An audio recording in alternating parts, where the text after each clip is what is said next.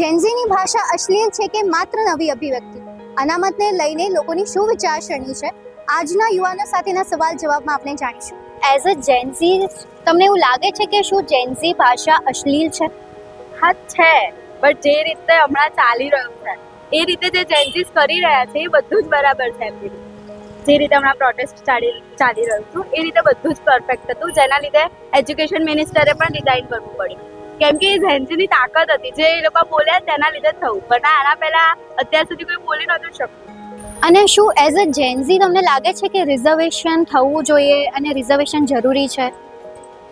થવું તો જોઈએ, બટ એવા જે માણસ એના લાયક હોય એના માટે ઠીક છે, બાકી તમે કોઈ બી માણસને લાવીને પૂછો.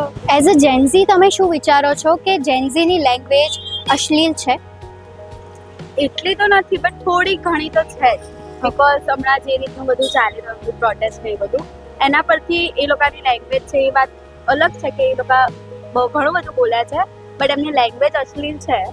બટ જે રીતે એમના પ્રોટેસ્ટમાં કર્યું, જેના લીધે અમારા એજ્યુકેશન મિનિસ્ટરે પણ ડિઝાઇન આપવું પડ્યું, તો એ રીતે એમનો બેટર હતું, પણ એમનો બોલવાનો વે થોડોક અલગ હતો.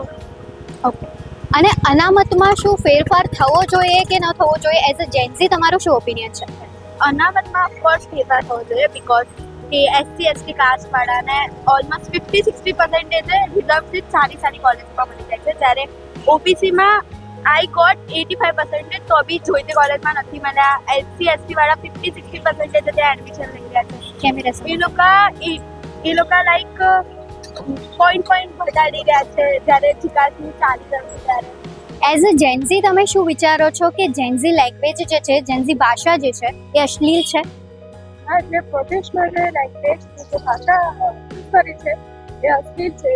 અમુક વર્ડ નહોતા બોલવા જેવા, અમુક સેન્ટેન્સ જે છે નહોતા બોલવા જેવા, એના અશ્લીલ કહી શકાય. ઓકે. અને શું તમારા હિસાબથી એઝ અ જેન્ઝી અનામતમાં ફેરફાર થવો જોઈએ? હા, એનામાં ફેરફાર થવો જરૂરી છે, કારણ અમુક સ્ટુડન્ટને એમના કેટેગરીના કારણે જે એમને કોઈ કોલેજમાં એડમિશન જોઈતા હોય તે નથી મળતું. એઝ અ જેન્ઝી તમારું શું માનવું છે કે જેન્ઝી ભાષા જે છે એ અશ્લીલ છે? તો પછી કોના સાથે કોઈ લેંગ્વેજ વાપરી રહ્યા છે તમે એના પર એને સબ્જેક્ટ કરો તો સારું થાય. કે જેમ કે હવે મેં મારા ફ્રેન્ડ્સ જોડે બેસું છું તો મેં એવું ગણીશ કે એ લોકો બધા ઇક્વલી માને છે મને, તો મેં એમના જોડે એવી રીતે વાત કરી શકું. ઓકે. પણ અગર મેં બહાર કોઈના જોડે એવી રીતે વાત કરી રહ્યો છું કે બહાર કોઈના જોડે આવી રીતે, એ પછી ખોટું છે. ઓકે. અનામતમાં ફેરફાર થવો જોઈએ, આના ઉપર એઝ અ જેન્ઝી તમારું શું ઓપિનિયન છે? એટલે ઓપિનિયન તો મારો સ્ટુડન્ટ સાઈડ જ છે કે બધાને ઇક્વલ રાઇટ્સ મળવા જોઈએ, કે જે છોકરો મહેનત કરી રહ્યો છે અને એનું વળતર કેટલું છે એ બરાબર એને સામે મળવું જોઈએ. પછી હવે મેં આખો દિવસ મહેનત કરી ભણીને ખોટી મળી અને કોઈ મારા સામે 2 દિવસની મહેનત કરી મારી સીટ લઈ જાય તો મને ખોટું લાગવાનું જ છે. એટલે એઝ સ્ટુડન્ટ મારું તો એવું માનવું છે કે ઇક્વલ રાઇટ્સ હોવા જોઈએ, અને જે ડિફરન્સ છે આટલો ના હોવો જોઈએ. તમે રાખો, એમને બી આપો, તમે એટલે તમે એમને આપી શકો છો ચાન્સ, પણ એટલો બધો બી નહીં પછી સાવ તમે અમને રેસની બહાર કરી નાખો તો ના ચાલો. એઝ અ જેન્ઝી અનામતમાં ફેરફાર થવો જોઈએ, એમાં તમારું શું ઓપિનિયન છે? મારો એવો ઓપિનિયન છે કે જેમ આ અનામત છે એ રહેવું તો જોઈએ, પણ હવે આપણે 21મી સદીમાં છે, 2026માં છે, હજુ પણ શું આપણે જાતિવાદ જ ચલાવવાનું છે? આ દેશમાં આપણે આ દેશનો વિકાસ કરવાનો છે, આગળ વધવાનું છે, બરાબર. આપણે ચાઇનાના અમેરિકા સાથે જો કમ્પીટ કરવું છે તો પછી આપણે આ જાતિવાદની એ બધાને પાછળ છોડીને આગળ વધવાનું છે. અનામત રહેવું જોઈએ, પણ અનામત કોના માટે હોવું જોઈએ?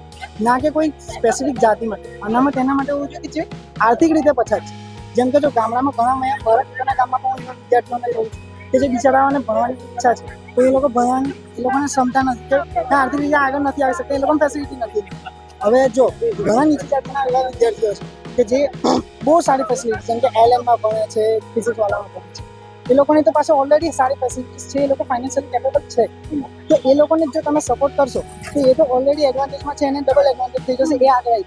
પણ જે ગામડાનો વિદ્યાર્થી છે કે જે પછાત વર્ગનો વિદ્યાર્થી છે કે જે ખરેખર અનામતના લાયક છે, એ તો બિચારો એમ પણ ભણી નથી શકતો, તો એને તો કંઈ ફાયદો થવાનો જ નથી.